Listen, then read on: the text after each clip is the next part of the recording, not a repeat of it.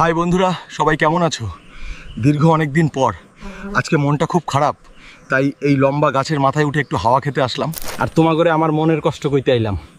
নিচে পিরোজপুর শহরটা দেখতেছি, কখনো কখনো মনে হয় জীবনটা কত অদ্ভুত।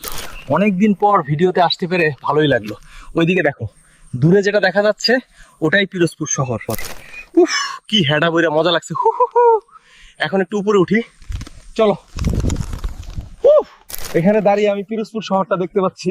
প্রকৃতির মাঝে সত্যিই মনটা শান্ত হয়ে যাচ্ছে।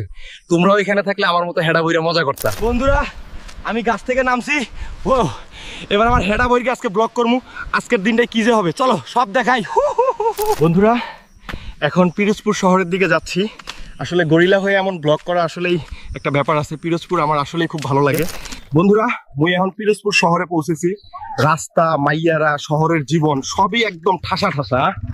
ওহো বন্ধুরা দেখো, এই সব স্কুলের মেয়েরা। তারা আমাকে দেখে খুশি হয়ে যাচ্ছে। চল তোমরা সবাই একটু সেলফি নেই। মেয়েদের বিদায় বন্ধুরা, সবাই ভালো থেকো। এখন একটা চায়ের দোকানে ঢুকলাম। আজকে বন্ধুরা একটু হেডা ভইরা চা মেরে দেই।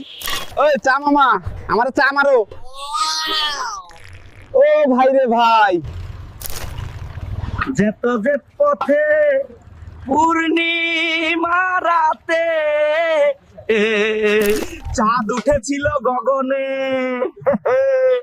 দেখো হয়েছিল তোমাতে আমাতে। বিদায় নিচ্ছি বন্ধুরা, আবার দেখা হবে। আবার নতুন কোনো দিনে নতুন জায়গায় দেখা হবে। ততদিন সবাই ভালো থাকো, বিদায়।